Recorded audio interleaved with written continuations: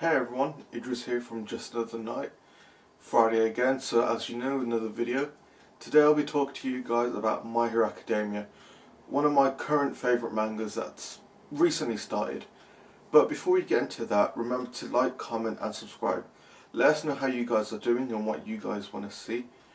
Also be sure to tune into the other guys' videos.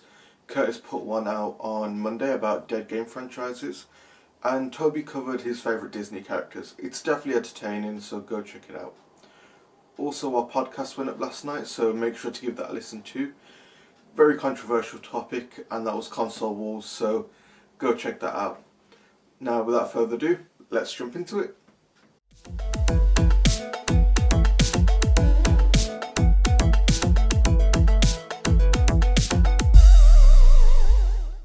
So, as I said, it's a fairly recent manga. It started back in July 2014, written by Kohei Hirokoshi, I believe it was. I'm not sure if I'm pronouncing that correctly. I do believe as of March, according to Wikipedia, it's got 26 volumes out. But it's a fantastic manga. Definitely worth checking out. Even if you don't feel like reading it, I definitely recommend watching the anime. Or even if you just want to test the waters a little, there are 2 movies out which are really fantastic. So, how about we get into the plot? So, the story is set in a world where people are born with these abilities called quirks. It's a very rare occasion that someone's born without, and the world's very much divided between heroes and villains. It follows quite a sort of sociological topic as well, in the sense that you see people wanting to rise up with the villains and turn against superheroes, which is quite a good theme for something of this kind of story. The story follows a young boy called Izuku Midoriya who's born without a quirk, but he absolutely wants to be a hero, and not just any hero, but the former #1 hero, All Might. He absolutely loves this hero and he wants to do everything he can to be him, but when he learns that he'll never have a quirk, he is very much heartbroken. He set his sights on entering a very prolific high school, which is UA, and that's currently where the main focus of the story is. Even though Izuku Midoriya is the main character, it follows the entire class at UA, which is very, very good. So, Midoriya managed to get quite lucky in the sense that he has those qualities of being a very great hero and ends up coming into contact with All Might. All Might takes a liking to the young boy and decides that he wants to pass his quirk on to him. You quickly learn that in this world it's also sort of like a yin and yang kind of scenario. There's 2 major quirks. One is one for all, the other is all for one. It kind of replicates in the whole sort of hero versus villains kind of thing as well. A theme that's consistent throughout. It utilises that whole opposing forces non-stop, which is really great, because it's shown a society of heroes and villains. It's shown in terms of quirks of all for one, one for all. It's even shown in terms of rivalries within the class of Bakugo and Midoriya. And like I said, it's just a really good sort of story to follow. Another great thing about My Hero Academia is that you can get very invested in the villains as well.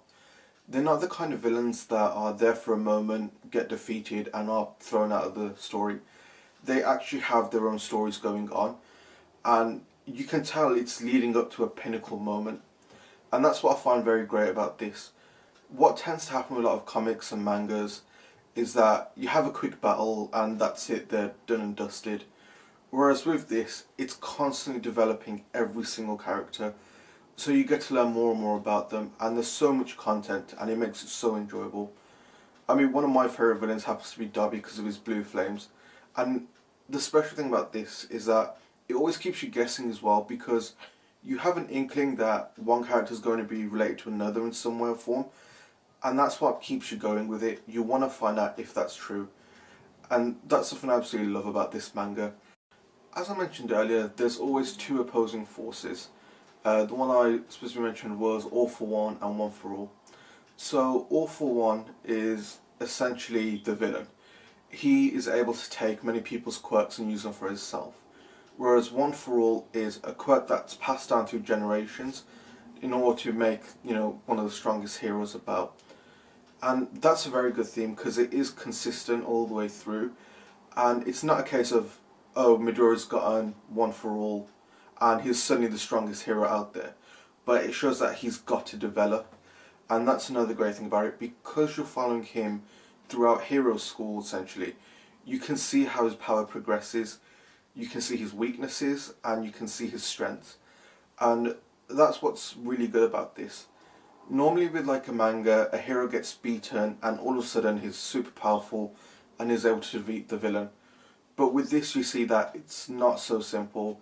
They know what their weaknesses are, so they have to fight in a way that benefits them, if that makes sense. So they're able to cover up their weaknesses. I mean, one good character that uses this is Todoroki. Now, his main quirk happens to be his ice, but he also has the ability of fire. But due to his own personal reasons, he doesn't like using that flame ability.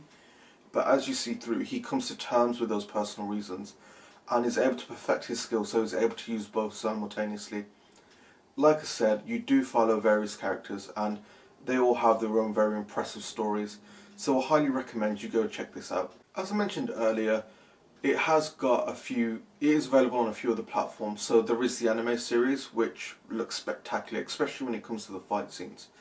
And there's also 2 movies, which again were really impressive, so I definitely recommend you watch them. I was fortunate enough to get to go see both of them in the cinema, and like I said, it was such an astonishing animation. The quality of it was absolutely great, and it really does the fight scenes justice, because you've got these massive sort of very chaotic fights going on, and watching it on something like a TV just doesn't look as good as watching it in cinema. So if you don't have the manga available to you, or you can't read the manga, like I said, definitely go either watch the anime, check out the movies perhaps, or even play the video games. I know they were on sale on the Bandai Namco sale that was going on Xbox. I'm sure it was probably available on PlayStation, but even still, 2 great games as well, so go check it out. So a couple of my opinions. It's a great manga. It's one that's always kept me on the edge of my seat.